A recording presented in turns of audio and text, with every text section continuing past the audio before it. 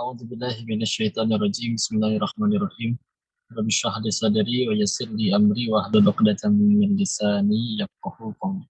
Rabbana zidna ilman warzuqna fahman bi rahmatika ya arhamar rahimin. Subhanaka la ilma lana illa ma 'allamtana innaka antal alimul hakim. Bismillahirrahmanirrahim. Assalamualaikum warahmatullahi wabarakatuh. Alhamdulillahirabbil alamin. Alhamdulillahilladzi anzala sakinata fi qulubil mu'minin liyazdadu imanan ma'a imanihim. Segala puji teruntuk hanya kepada Allah, Rabb semesta alam. Tempat kita meminta, tempat kita memohon, tempat kita akan pasti berpulang kepadanya, tempat kita pasti akan diadili seadil-adilnya, di mana tidak ada kebaikan sekecil apapun, pasti Allah siapkan balasan terbaik.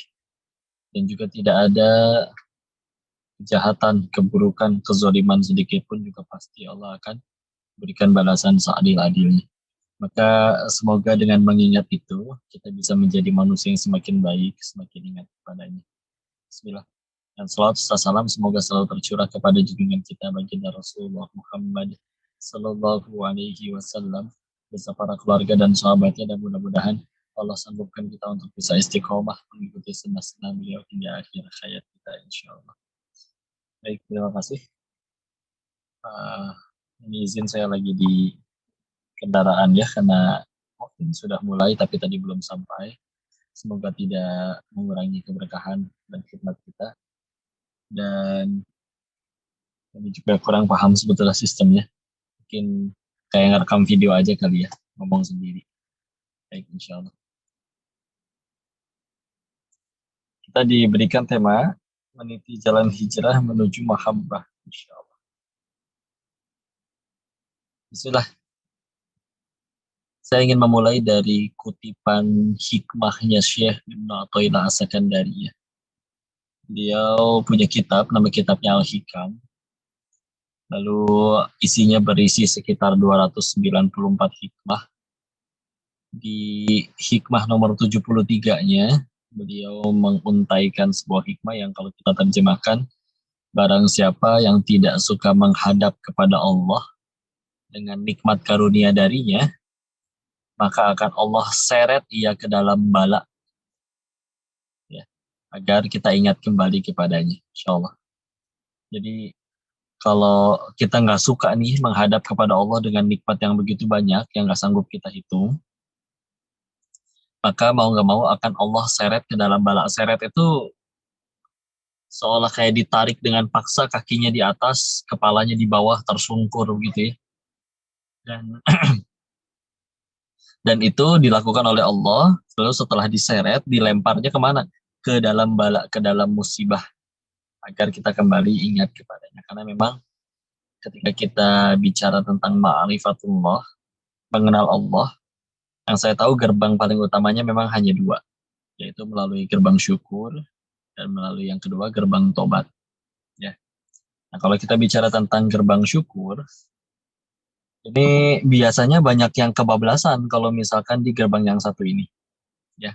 Karena banyak yang suka lupa bersyukur ketika mendapat nikmat dari Allah.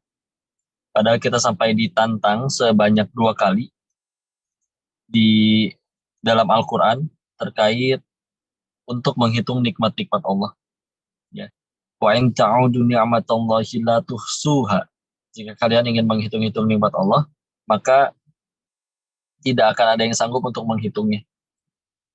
Ditantang sampai 2 kali. Di Quran surat ke-16, An-Nahl ayat 18, dan Quran surat ke-14, Ibrahim ayat 34.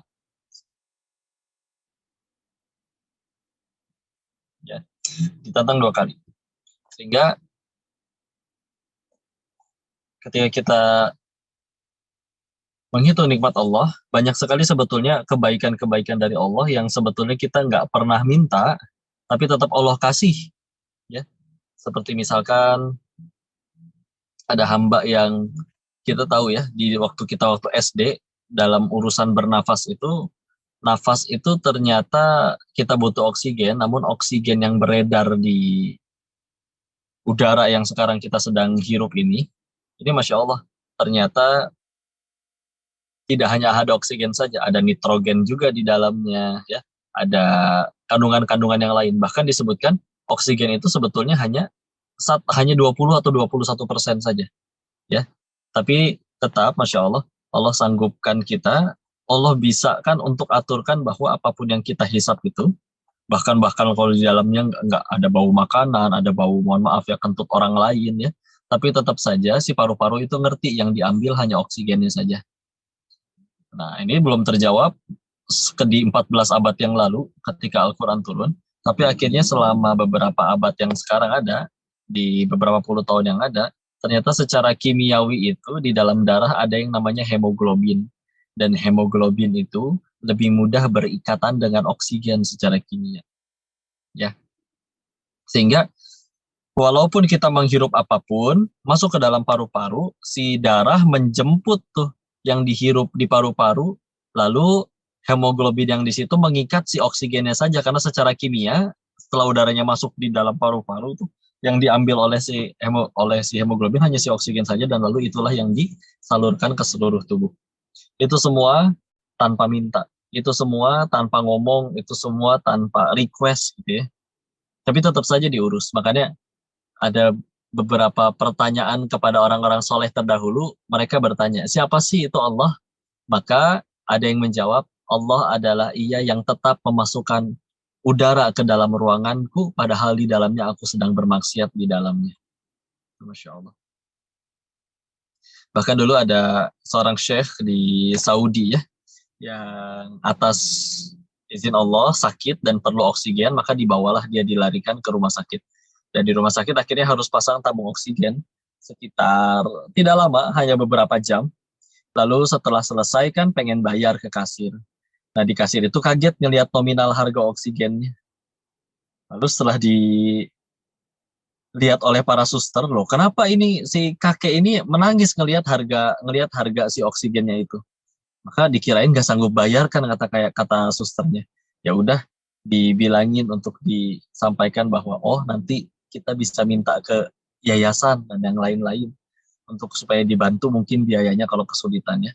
Kira dijawab sama si kakek, enggak, saya nggak kesulitan biayanya, nih saya ada, tinggal bayar sekarang juga. Tapi aku menangis karena teringat dari aku lahir hingga detik ini, aku memakai oksigennya Allah dan tak pernah datang tagihan sejumlah berapapun yang aku harus bayar. Ya, insya Allah. Allah nggak pernah nagih, nggak pernah hitung-hitungan, dan tetap diberikan bahkan ketika kita sedang bermaksiat. Insya Allah. Maka dari situ, itu adalah sedikit dari sekian banyak contoh yang Allah itu tetap ngurusin kita, meskipun kadang kebutuhan itu kita amat sangat butuh, tapi kita nggak pernah minta, tapi Allah tetap terus tolong. Itu hanya sedikit, ya. Dan meskipun kita berkali-kali mengkhianatinya, Allahnya nggak pernah. Kalau manusia kan bisa pundung gitu ya. Ah, kalau misalkan kita punya teman yang kalau misalkan ada masalah dia baru nyari kita, giliran senang-senang sama temannya yang lain. Maka ketika dia datang nyariin kita pas kena masalah, kan jiwa julid kita ingin berkata gitu ya, bahwa giliran gini aja baru nyari, kemana aja lu bro gitu ya.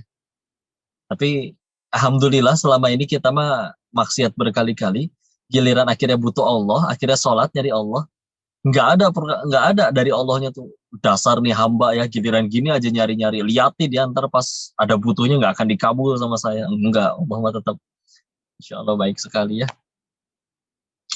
Maka dari situ itu adalah nikmat darinya yang sekali lagi banyak sekali hal-hal yang sebetulnya kita butuh tapi nggak pernah minta, tapi tetap Allah aturin ya. Makan wortel masuk ke dalam lambung, diolah, diremas, dicerna, dan akhirnya masuk ke dalam usus, bagian yang baik-baiknya saja, yang bernutrisinya aja diserap dan dialirkan ke seluruh tubuh tanpa mikir itu teh. Tanpa, nggak ada orang tiba-tiba diem, fokus. Kenapa kamu diem aja? Saya lagi ngegerakin ini wortel yang ada di usus saya, lagi diserap nih vitamin A-nya nih. Sekarang lagi diarahin ke mata. Enggak pernah. Berlangsung aja dengan sendirinya. Meskipun kita sambil maksiat, yang lain-lain, insya Allah. Nikmat dari Allah. Ya. Nggak pernah ada yang minta gitu ya. Kita butuh mengedipkan mata, nggak ada orang yang ketika ingin berkedip itu, ya Allah mata saya perih, ya Allah saya pengen ngedip. Enggak ada. Tenang, Allah aturin. Ya, kan Masya Allah.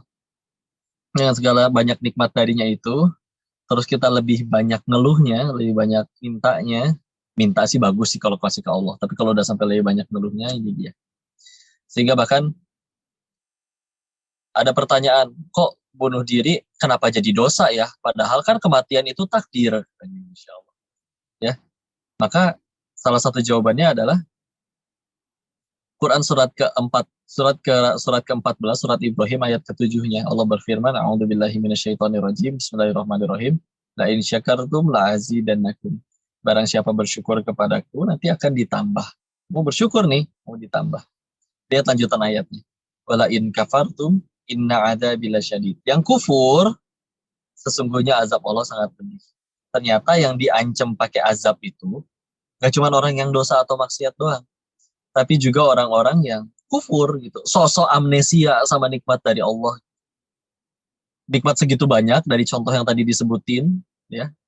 Bahkan kalau seluruh samudra dijadikan tinta, terus gunakan tinta itu untuk menuliskan kebaikan Allah, sampai itu samudra kering belum cukup untuk menuliskan nikmat Allah. Bahkan jika ditambah samudra dengan sejumlah yang sama lagi,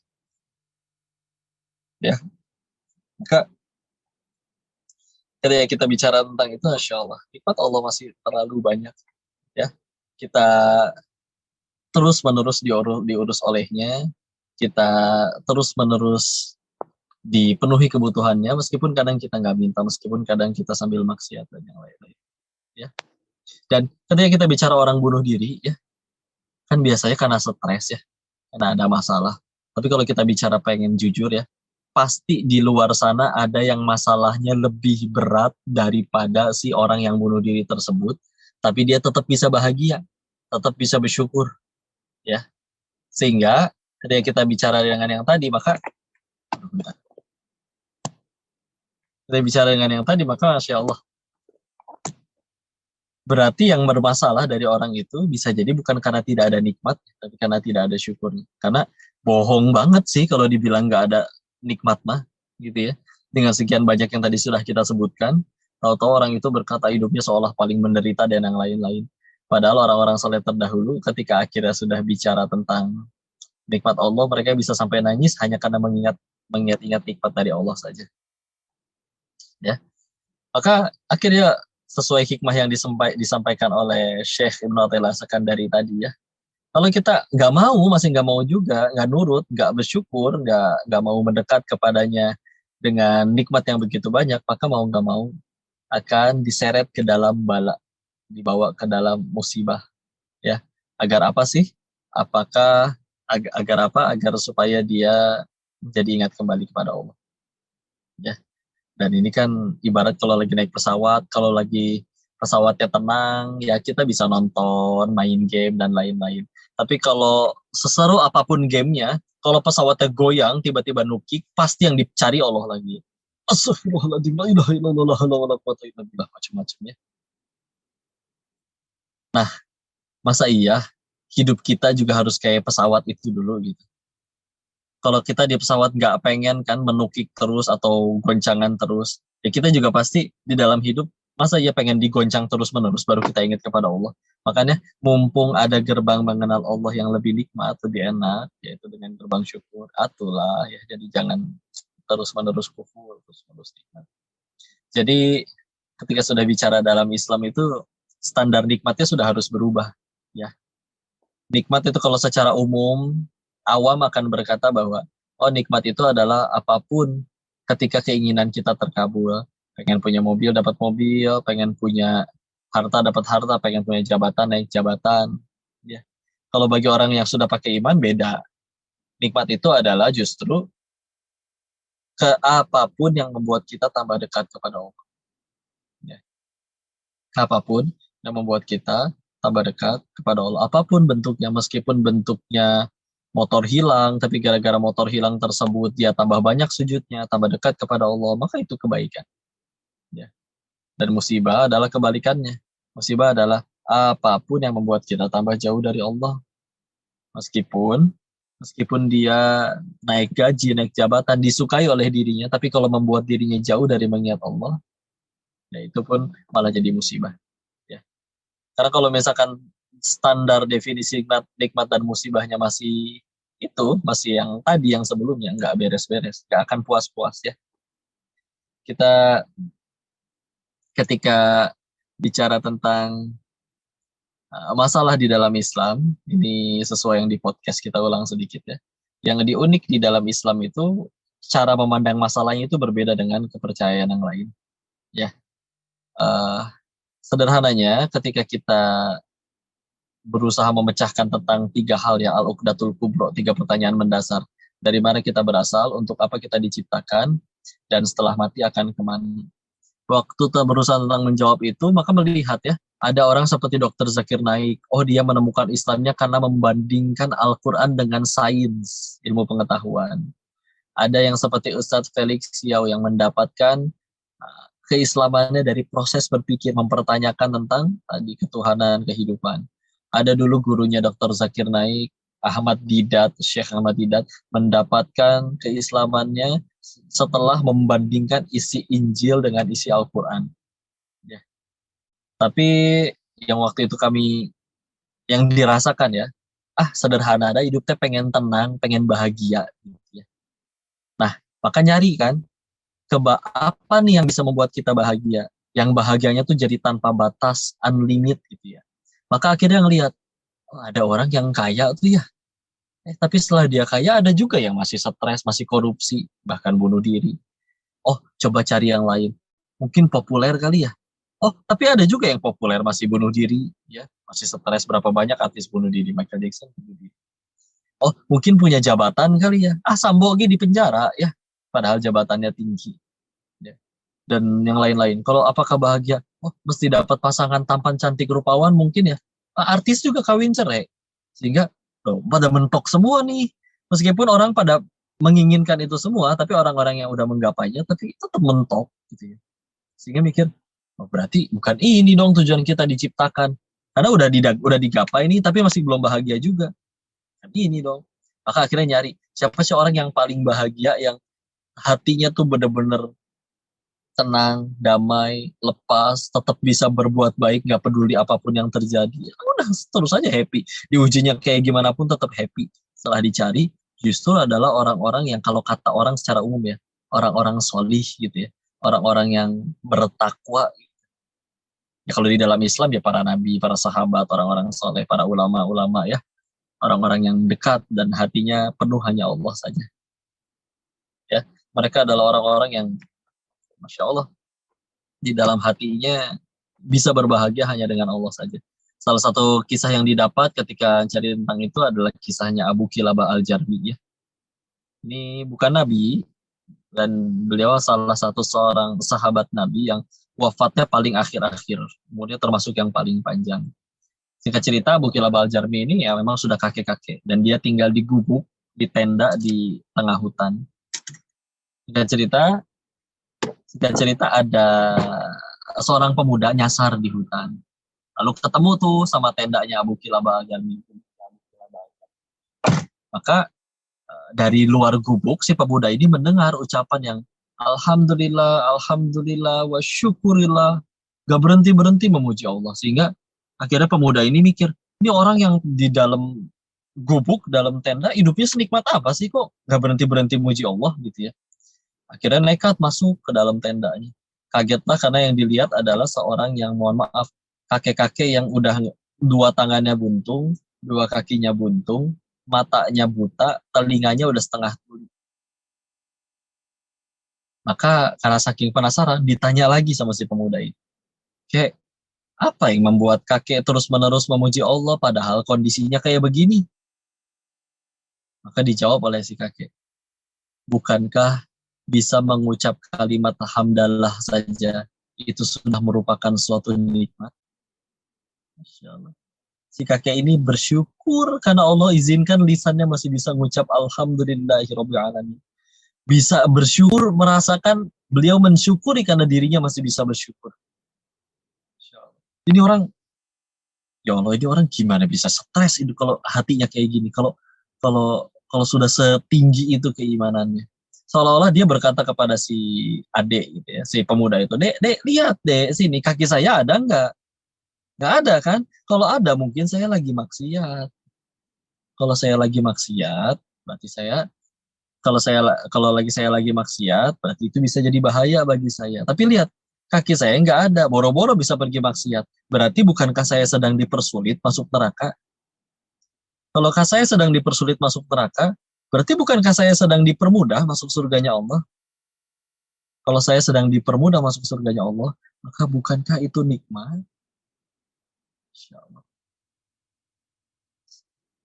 Nikmatnya, karena kadang ketika kita bicara tentang nikmat yang kadang masalah nikmat, masalah itu kadang nggak usah diapa-apain sih, nggak usah pakai tips, trik, strategi dan yang lain-lain.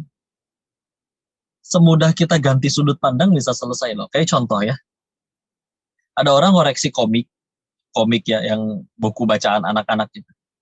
Komiknya hilang satu, bisa nangis dia jadi jerit. Tapi coba lihat bagi orang yang nggak ngoleksi komik, hilang satu lemari juga bodo amat. Nggak koreksi, padahal nggak ngoleksi, padahal kejadiannya sama. Atau contoh, kita di suatu acara dikasih misalkan sebotol air mineral. Setelah kita minum habis, bagi kita masalah tuh mesti dibuang. Tapi bagi para pengusaha daur ulang, duit itu teh dikumpulin, ya, dikumpulin itunya sampai karena itu bakal jadi rezeki bagi dirinya. Bendanya sama, ya. Maka sama, ketika kita bicara terkait ingin bahagia, ya, itu Masya Allah. Bisa jadi sudut pandang kita saja yang berbeda. Ya.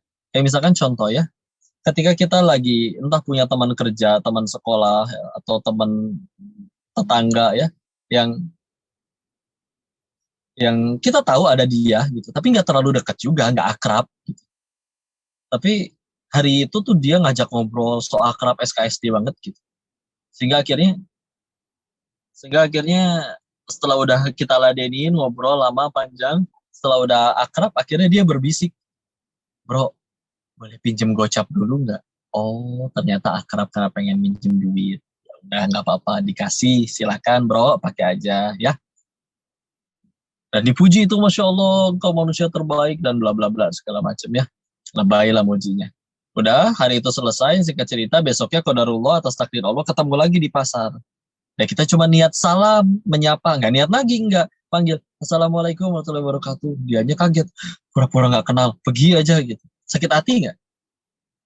Sakit hati, sedih, ya. Dan itu manusiawi, nggak apa-apa. Tapi kalau kita lihat dari sudut pandang dunianya, ya itu pasti berat, pasti jadi masalah. Tapi coba kita lihat dari sudut pandang akhiratnya. Ya, waktu kita minjemin dia duit, jadi pahala nggak? Jadi pahala, nggak mungkin malaikatnya ketiduran ya, lupa nyatet. Jadi berarti kita dapat pahala dari kejadian itu. Terus kedua, ketika akhirnya orang itu malah udah kita bantu dianya malah jahat, kita sakit hati, kepahitan itu ujungnya cuma dua. Antara gugurin dosa atau meninggikan derajat di sisi Allah. Ya, maka dari kejadian tadi, dan itu kepahitan bagi kita, gugur nggak dosa kita? Gugur. Berarti dari kejadian tadi kita dapat apa? Satu dapat pahala, dua dapat penggugur dosa. Maka kita tinggal pikir lagi, loh, bukankah itu dua tiket utama ke surganya Allah? Maka kalau selama ini kita bantuin orang kita masih nggak orang kita bantuin orang dianya nggak balas budi, nggak balas cinta kepada kita, dan kitanya kesel, tinggal ngaca dan berkata kepada orang yang dicermin itu, bisa jadi selama ini kita nggak pengen surga ya, cuman pengen dipuji orang, pengen dia jadi baik. Padahal apalah artinya satu dunia cinta kalau Allah benci, celaka tetap. Ya. Atau dibalik, apalah artinya satu dunia benci tapi Allah sayang, selamat tetap. Pujian, cacian, sama bunyi ember jatuh sama aja berarti. Tenang aja. Tapi kan kok kita udah bantuin dia, tapi dia malah mengkhianati, malah membalas dengan keburukan. Dan nggak apa-apa. Yang kita berbuat baik kan bukan supaya dia balas budi, bukan supaya dia suka. Karena Allah suka, udah ya itu aja enak. Tapi kan kok sakit hati digituin, dan dia udah berbuat keburukan, ya nggak apa-apa. Yang rugi kan dia yang bikin dosa. Di dalam Islam yang rugi itu yang menzolimi, bukan yang dizolimi. yang dosa dia. Meninggal juga kita nggak ditanya kelakuan dia, ditanya kelakuan masing-masing. Tenang aja, ya. Dan kalau dari sudut pandang akhiratnya, banyak di riwayat hadis lain disebutkan kalau ada orang berbuat zolim, memfitnah, menggibah kita, ya dia lagi transfer pahalanya ke kita. Tapi kalau misalkan pahala dia udah habis, berarti dosa kita diangkut sama dia. Demi Allah, akan ada waktu atau hari di mana kita berharap ada orang yang mau nanggung dosa kita nanti di hari akhir. Sehingga, itulah Islam, Islam membahagiakan orang justru dengan seperti itu. Kita misalkan bicara, mohon maaf ya, kalau yang di Buddha, memang inti ajarannya hanya berbuat baik, cinta kasih universal. Kalau ada orang Buddha yang seumur hidup gak pernah ke gereja, mohon maaf, gak pernah ke wihara, maka dia tetap Buddha yang taat, asal tetap berbuat baik. Gitu ya. Nah, tapi kalau dalam berbuatan baik itu, berbuat baiknya agar dapat karma baik. Jadi kayak, oh berbuat baiknya biar dapat kebaikan lagi dong. Jadi kayak ngarep sesuatu gitu. Tapi kalau di dalam Islam, bahkan ketika kita hijrah, tobat, kok kayak masalah makin berat ya. Makin nurut malah makin banyak masalah ya. Kita lihat para nabi, masalahnya lebih berat loh daripada kita. Tapi tetap nurut, tetap berbuat baik, tetap gak pundung. Apa sih yang bikin mereka kayak gitu? Ya, maka Masya Allah. Salah satunya adalah ketika di ayat-ayat Islam juga bahkan disebutkan ketika ketika ahsiban nasu ayyusruku ayyakulu amanna wa hum la yuftanun, Al-Ankabut ayat 2. Jangan kalian ngaku udah beriman sebelum kalian diuji, ya. Sedikira kalian tidak akan diuji, pasti diuji. Atau di Al-Baqarah 155 dan 214, ya. Karena udah mau masuk ke tanya jawab, jadi kayak saya rangkumkan aja bahwa bacaannya beda tapi maknanya ke arah yang sama. Yang maksudnya adalah jangan kalian ngaku bisa ke surganya Allah sebelum kalian diuji sebagaimana orang-orang terdahulu. Nah, orang-orang terdahulu itu diuji orang-orang seperti apa? Ya Rasul, ya para sahabat yang mendampinginya, orang-orang soleh yang udah totalitas tanpa batas untuk Islam itu, habis harta, habis apa. Bahkan mereka diuji dengan kelaparan, kekurangan jiwa, kekurangan harta, buah-buahan, dan yang lain-lain, sampai mereka berkata, mata Nasrullah, kapan datang pertolongan Allah? Tapi ditutup dengan, di ayat 155-nya, Babasyiris sobiri, berikan kabar gembira kepada orang yang sabar. Siapa yang dikasih kabar gembira? Alladzina idza asabathum musibah qalu inna lillahi wa inna ilaihi raji'un.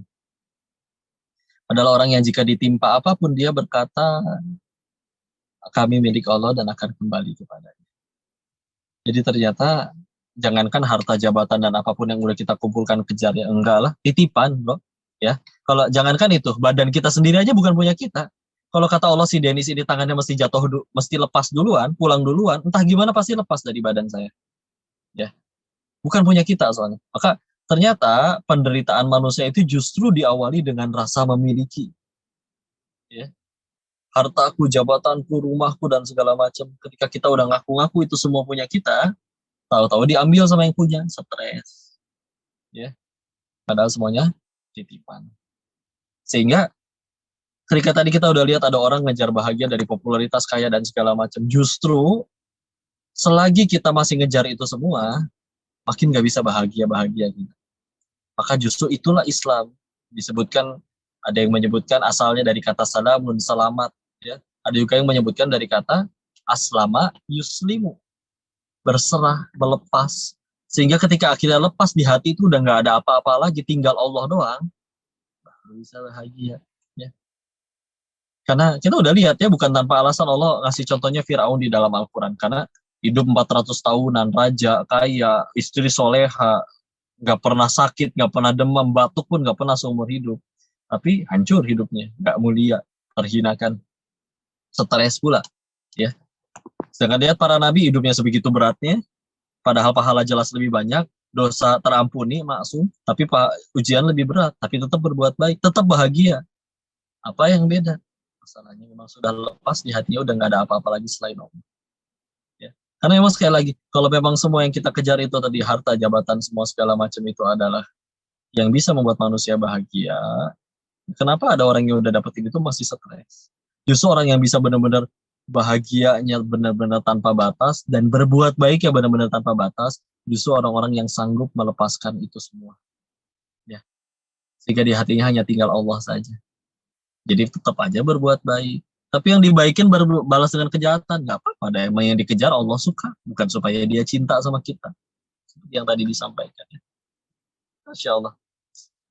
Gampang ternyata, insya Allah. Dan itu lebih menenangkan daripada semua dikejar, semua dipunya. Udah mah belum tentu dapet, tapi udah mah capek, stresnya juga iya. Dan kita belum tentu dapat pula, ya. Karena akan ngejar cinta Allah lah, pasti dapet. Perjuangan yang nggak akan dia-sia-siakan, kepahitan yang nggak akan disia-siakan, semua ada ganjaran kebaikan di sisi Allah. Ya. Harap makhluk pada, jangankan dicintai 1 miliar orang, dicintai 2 orang aja repot. Kita bikin satu aturan, yang satu suka, satu nggak suka. Alangkah lebih baiknya kalau kita hanya membuat diri kita dicintai oleh satu pihak saja. Siapa?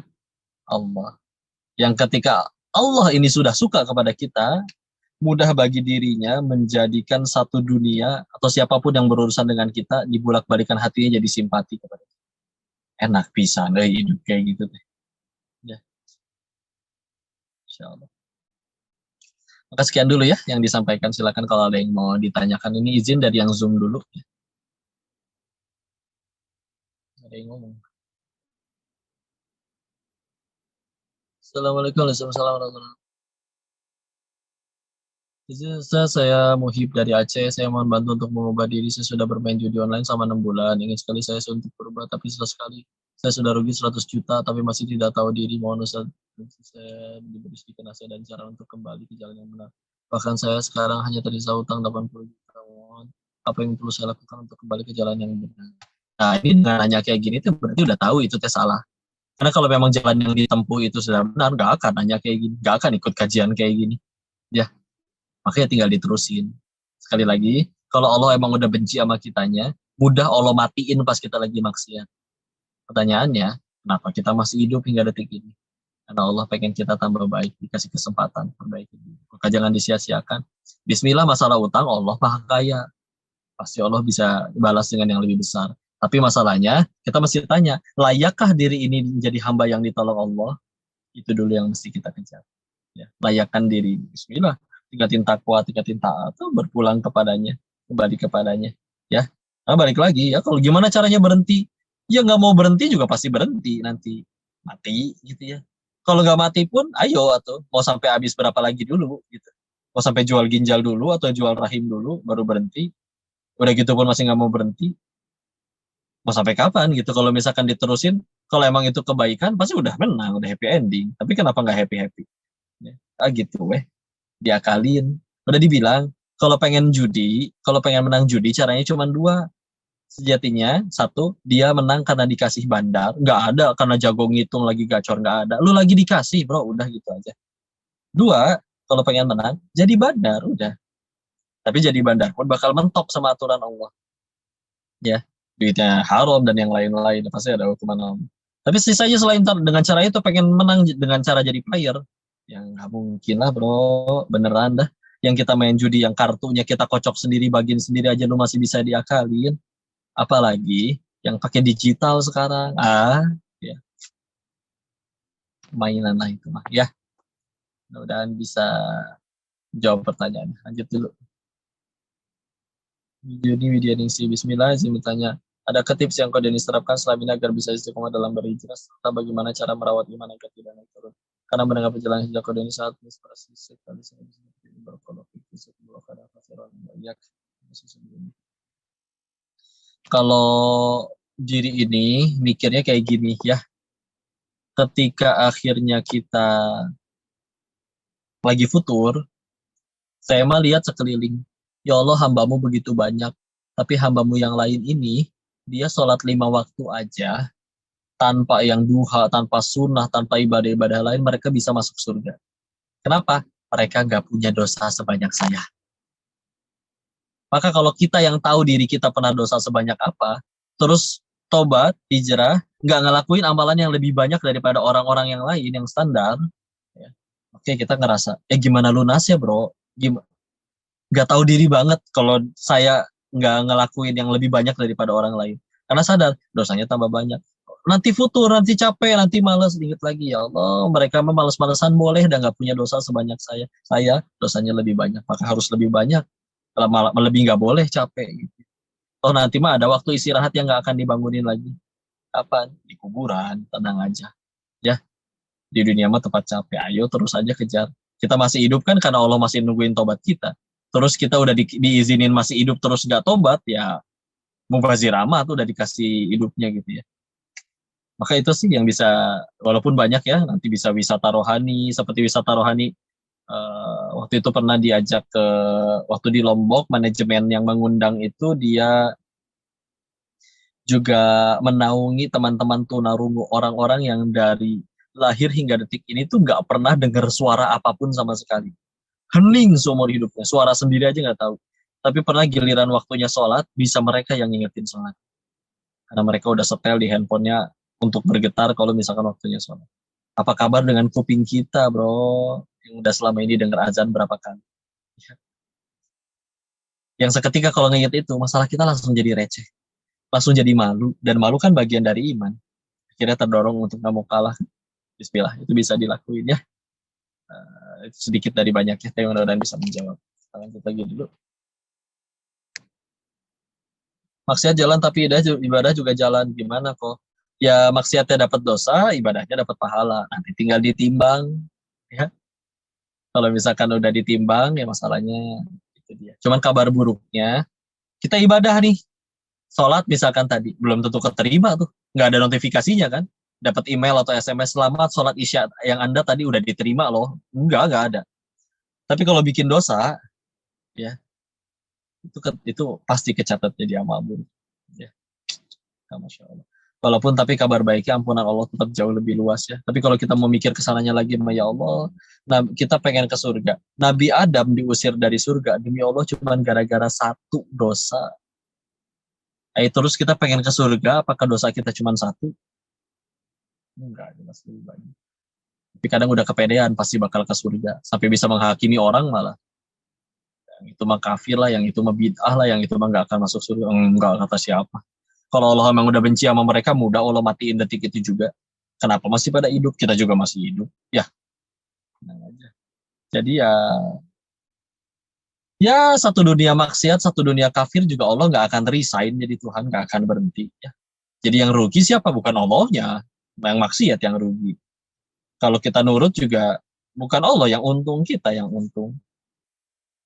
Jadi dari situ ya kita kan punya akal ya. Akal ini kan membuat kita nggak suka dipanggil hewan. Kenapa? Aku kan bukan hewan, aku punya akal. Dan dengan akal lagi itu kita bisa tahu di meja ada 2 gelas, satu isinya racun, satu isinya susu. Kita ambil yang mana? Susu ya. Kenapa bisa ngambil gitu? Karena kan ada akal, bisa mikir ya. Nah, tapi ketika akhirnya kita udah tahu maksiat itu bakal ngancurin kita atau kebaikan itu bakal jadi kebaikan buat kita, terus masih sengaja ngambil maksiat, itu kan asa aneh gitu ya. Jangan menghinakan akal kita lah. Insyaallah. Semoga Allah bimbing kita semua ya. Allahu a'lam bishawab. Lanjut lagi ya. Pertanyaan terakhir sudah 20:25. Bagaimana cara kita menunjukkan Tuhan kepada orang yang tidak percaya Tuhan itu ada? Ya tunjukkan aja ya. Dirimu ada yang ciptakan gitu ya. Kalau misalnya nggak ada yang nyiptakan, dari mana? Simsalabim ada gitu? Nggak ada. Orang-orang yang jauh lebih cerdas daripada orang umumnya dan orang ateis itu bahkan berkata, kemungkinan dunia ini terjadi secara kebetulan itu 1/100 pangkat 123 triliun apa. Wow, itu sekecil itu peluangnya. 0,0000000 nyebutin nolnya sampai 4 tahun kemudian gitu, masih 0,1%, itu masih belum selesai ya. Sesulit itu. Ya udah, sampaiin aja. Nggak ada semua yang kebetulan ya. Dan tapi kan nggak kelihatan, nggak semua yang kita lihat, nggak lihat berarti nggak ada. Contoh, kita malam tidur, bangun-bangun kok di luar basah semua, genteng basah, pohon basah, jalanan basah. Akhirnya akhirnya kita ketika ngelihat di luar basah, loh kok basah? Oh jelas tadi ada hujan. Kita lihat nggak hujannya? Enggak. Tapi kita tahu itu hujan. Dari mana? basah itu semua. Sama, ya. Kalau misalkan apakah pencipta tidak ada?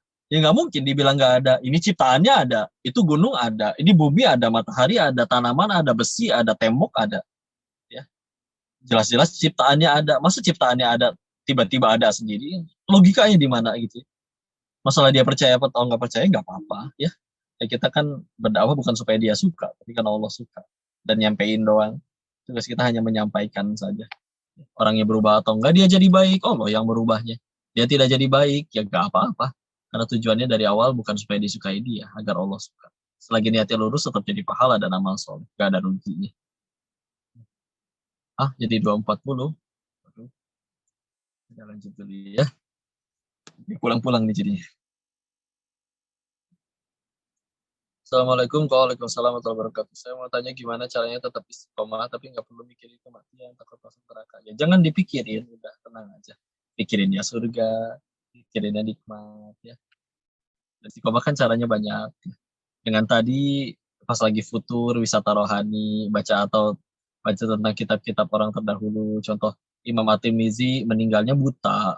Kenapa buta? Karena terlalu banyak menangis. Nangisin apa? Nangis takut bekalnya nggak cukup pulang ke hadapan Allah. Padahal imam, hafalan banyak, ilmu banyak, jadi manfaat, jadi kebaikan. Takwa sama Allah, Masya Allah. Apa lo bikin kematian? Bayangin yang enak-enak aja. Ya, Insya Allah dapat. Aduh, bentar. Bismillah.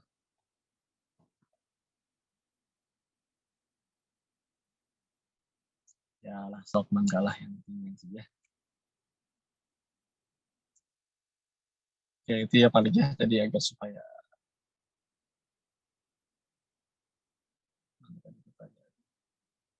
tapi istiqomah tapi nggak perlu mikir kematian atau atau kalau kita benar-benar cinta sama Allah tuh hati itu nggak menyeramkan karena cinta sama Allah. Nah ketemu sama yang dicintainya kan itu kan kudu mati dulu.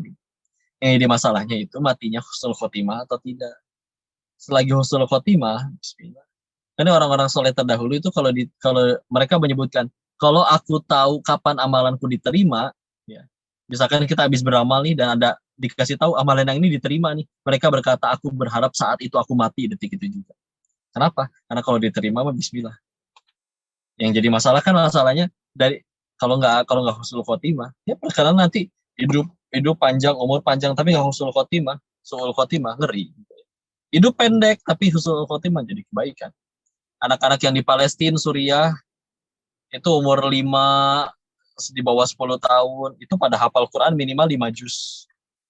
Minimal 5 juz. Tapi masih belum punya dosa, tahu-tahu meledak meninggal karena ledakan. Orang bilang kita yang kasihan sama mereka, ya. Padahal bisa jadi mereka yang kasihan sama kita, ya.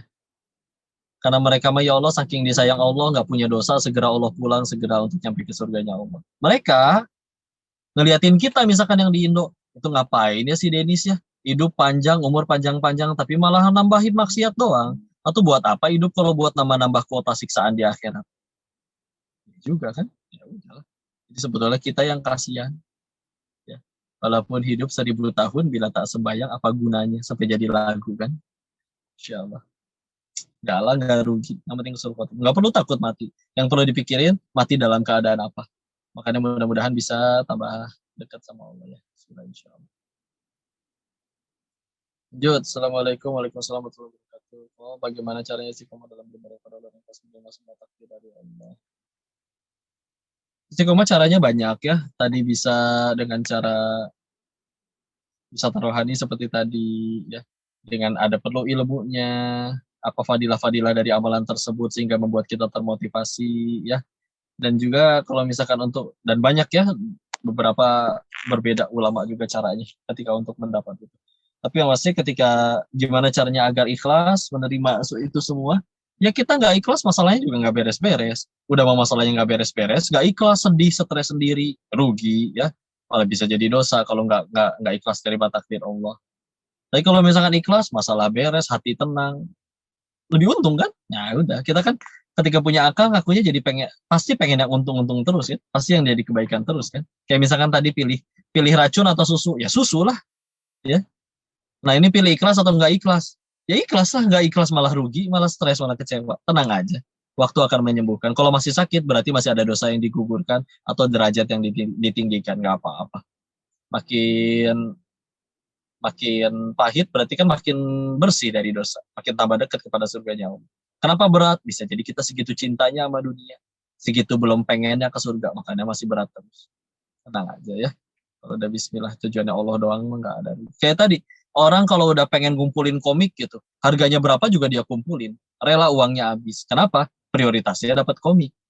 Sama kalau udah prioritasnya surga Allah, mau bikin dia tahajud tiap malam bangun tengah malam terus, mau bikin dia disakitin orang, mau bikin dia berjuang di jalan Allah tanpa dibayar tanpa apa. Kenapa rela? Ya tujuannya Allah sih. Maka balik lagi tujuan kita selama ini apa hidup. Ya. Nah kalau misalkan masih belum Allah ya masih berat semuanya akan nggak bisa untuk itu. Bismillah ya. Lanjut. Assalamualaikum warahmatullahi wabarakatuh. Singkatnya Pak, bagaimana cara mengatasi iman yang naik turun? Tadi sudah ya sekalian ya wisata rohani dan juga kan yang rugi kita sendiri kalau kalau maksiat ketika iman turun. Jadi bisa memanfaatkan juga takut dengan apa ganjaran yang akan kita terima. Karena kalau maksiat kan kita yang rugi. Itu insya Allah. Assalamualaikum Waalaikumsalam warahmatullahi wabarakatuh. Saya sudah lama ingin hijrah. Namun bagaimana dengan kondisi lingkungan saya yang kurang baik, masih suka minum khamar dan lain-lain. Namun mereka orang-orang yang baik dan suka menolong saya di kala saya susah. Ya udah, tinggal jangan diikutin maksiatnya. Ya. Ditawarin minum ya tinggal jangan ya. Tinggal jangan. Kalau misalkan sulit jaga jarak dulu. Bukan berarti dimusuhin, jaga jarak dulu. Ya. Kalau karena kan beberapa pesantren itu agak jauh ya supaya terjaga dari lingkungan-lingkungan. Bahkan Nabi kita sebelum terima wahyu juga menjauh dulu dari keramaian ya, masuk ke Gua Hiro. Jadi ya itu bisa dilakukan insya Allah untuk supaya menjaga diri dulu, tingkatkan. Dan kalau Allah nggak kalau Allah tahu kita nggak sanggup, kadang ditolong kok sama Allah. Dibikin orang yang ngajakin maksiatnya jadi bete sama kita, malas sama kita. Mungkin kita akan sedih nerimanya, seolah-olah ditinggalin teman, tapi enggak kok. Sejatinya itu sedang Allah tolong. Allah jauhkan dari orang-orang yang ngajak ke neraka. Ya, jadi ya udah. Kitanya habis kalau kitanya masih ini terus, kitanya masih pengen sih ke neraka dengan bukti masih nurut sama mereka. Ya, padahal Tuhannya Allah bukan mereka.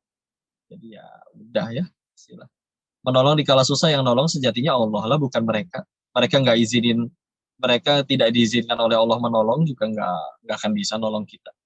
Jadi ya udah balik lagi kepada Allah. Bismillah. Jaga jarak dulu nggak apa-apa. Nanti suatu saat ketika kita imannya sudah kuat, balik lagi ke mereka. Jadi jalan dakwah, jalan kebaikan bagi mereka. Siapa tahu Allah izinkan dapat hidayah melalui kita. Apa ya? Assalamualaikum warahmatullahi wabarakatuh. Waalaikumsalam warahmatullahi wabarakatuh. Bagaimana menjadi hamba yang pantas untuk dibantu Allah di saat sedang berproses hijrah? Kok saya merasa ujian semakin berat ya? Ya sudah disebutkan ya. Kenapa akhirnya hidup kita makin merasa berat setelah hijrah? Karena justru Allah ingin melepaskan segala kemelekatan yang ada di hati. Ya. Karena kalau masih ada yang melekat di hati, harta, jabatan, apa segala macam, nggak akan bisa bahagia. Sedangkan kita hijrah pengen tenang, pengen bahagia gitu kan. Dunia dan akhirat. Justru dengan cara itu, lepas dari semuanya. Sehingga tinggal Allah doang. Karena pas kita baru tobat, hijrah itu ibarat perangko, ibarat amplop yang udah banyak banget perangko nempel di amplopnya. Dan lemnya udah pada kering, jadi kalau dicabut, sobek. Ya. Maka walaupun perih di awal, tapi kalau kita bismillah menjaganya, lama-lama hati kita lepas dari itu semua. Dan ketika itu terjadi lagi ke depannya, karena udah lepas, gak akan sakit lagi. Ya, gimana jadi hamba yang pantas dibantu Allah, lakuin yang Allah suka. Ya. Ibarat ada orang yang kita taksir, gimana caranya kita disukain dia, lakuin yang dia suka. Nah, Allah sukanya apa? Sukanya kita sholat, zakat, sedekah, bantu orang, bakti kepada orang tua, ya. Jadi kebaikan, jadi manfaat bagi orang, bismillah. Orang dong yang untung, enggak kita yang untung, kan kita yang beramal soleh. Ya. Dan kita yang dapat ganjarannya. Dan yang kita kejar ridha Allah, dan itu mengundang ridha Allah. Tenang aja. Ya, lakuin ya, dengan amalan-amalan sunnah diperbanyak, gak cuma yang wajib saja. Ya kan di beberapa hadis diriwayatkan ya, kalau Rasulullah bersabda yang maknanya, yang hamba yang terus-menerus melakukan sunnah hingga Allah mencintai. Lanjut, adakah buku-buku yang bisa rekomendasikan untuk menemani kita dalam berhijrah? Soklah buku saya tuh mudah-mudahan jadi pahala jariah, buku perjalanan mencari Allah. Atau nanti akan keluar di Gramedia dengan judul Jangan Menyerah, Tuhan tidak pernah meninggalkanmu. Insya Allah nanti dibeli di Gramet ya. Karena nanti ikut giveaway-nya insya Allah. Dan banyak sih kitab Al-Hikamnya Syekh Ibnu Taimiyah Al-Sakandari juga, Ihya Ulumuddin Imam Ghazali juga. Kita mulai dari apapun ya, dari kitab-kitab yang tipis-tipis dulu aja, hadis Arba'in Nawawi misal. Assalamualaikum warahmatullahi wabarakatuh. Bagaimana cara agar bisa sabar? Sabar tuh pilihan tahu. Misalkan ya, sabar tuh bukan sifat. Sabar tuh bisa jadi pilihan. Seperti contoh, kita lagi minum di warung kopi, tahu-tahu ada yang ngambil kopi kita, dibanjurin ke muka kita. Marah nggak? Marah. Tapi kalau misalkan ketika yang ngebanjurinnya itu pas kita nengok ke belakang, ternyata dia datang bawa 10 orang, bodyguardnya kekar-kekar. Bisa nggak jadi marah. Jadi pilihan sebetulnya. Dan gak rugi kalau kita memilih sabar. Baca tentang keutamaan sabar bahwa dalam Islam di Quran surat 39 Az-Zumar ayat 10, innama yuwaffas sabiruna ajr bighairi hisab. Ya, hanya orang-orang bersabarlah yang ganjaran pahalanya disempurnakan tanpa batas. Gak rugi. Ya, seperti itu. Ya, alhamdulillah berarti udah kejawab semuanya ya. Semoga bisa ini. Izin yang di live belum bisa terjawab karena ini lagi yang di Zoom ya. Nggak tahu sih, kayak ngomong sendiri sih, tapi insya Allah. Mudah-mudahan jadi manfaat, jadi kebaikan. Saya mohon maaf jika ada kesalahan dalam penyampaian, murni datangnya dari kekurangan diri ini sebagai hamba. Mohon dimaafkan, mohon dinasihati, mohon dikoreksi. Jika ada kebaikan pasti dari Allah dan kita bersyukur kepadanya. Dan mudah-mudahan jadi manfaat ya. Saya mohon maaf lahir batin. Mudah-mudahan semuanya selalu Allah rahmati. Mudah-mudahan kita bisa kumpul ngaji lagi di majelis selanjutnya. Tapi jika tidak pun, mudah-mudahan Allah kumpulkan kita kelak nanti di dalam surga. Kak izin ya, ini saya harus menemui ibu saya, insya Allah. Kita tutup dengan kalimat hamdalah, alhamdulillahirabbil alamin, dan istighfar 3 kali, astagfirullahaladzim, astagfirullahaladzim, astagfirullahaladzim, dan doa kafaratul majelis, subhanaka Allahumma wa bihamdika, asyhadu an la ilaha illa anta, astaghfiruka wa atubu ilaik. Terima kasih semuanya, wabillahi taufiq wal hidayah.